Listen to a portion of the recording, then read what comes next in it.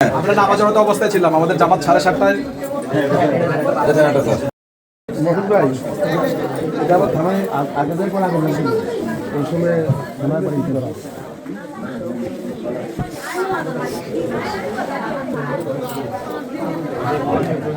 হয়েছে কোন ছিল মানে যদি 5 মিনিট সুযোগ লাগলো তেল তো আগুনটা উপরে উঠলে আর মানে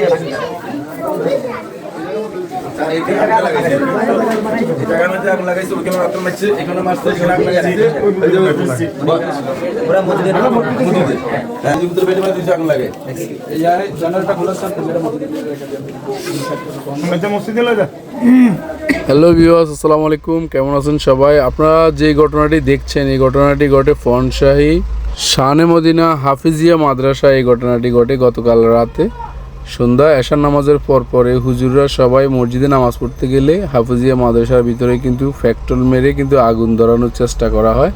আগুন জ্বলা অবস্থায় কিছু সময়ের ভিতরে মাদ্রাসার ছেলেরা আসে, দেখে আগুন ধরে গেছে। তারপরে আগুন নিবানোর চেষ্টা করা হয়, আগুন নিভিয়ে ফেলে। এবং আপনারা দেখতেই পাচ্ছেন এখানে কিন্তু সব কিছু বিছানার মাদুর কিন্তু জ্বলে যায় এবং হুজুরের যেখানে ঘুমায় হুজুরের খাটের উপরেও কিন্তু হুজুরের সব কিছু পুড়ে ফেলা হয়। ছোট ছোট মাসুম বাচ্চারা এখানে কোরআন শিখতেছে। এই পর্যন্ত 3বার এই অগ্নিকাণ্ডের ঘটনা ঘটায়। আল্লাহ জানে এরা মানুষ না জানোয়ার।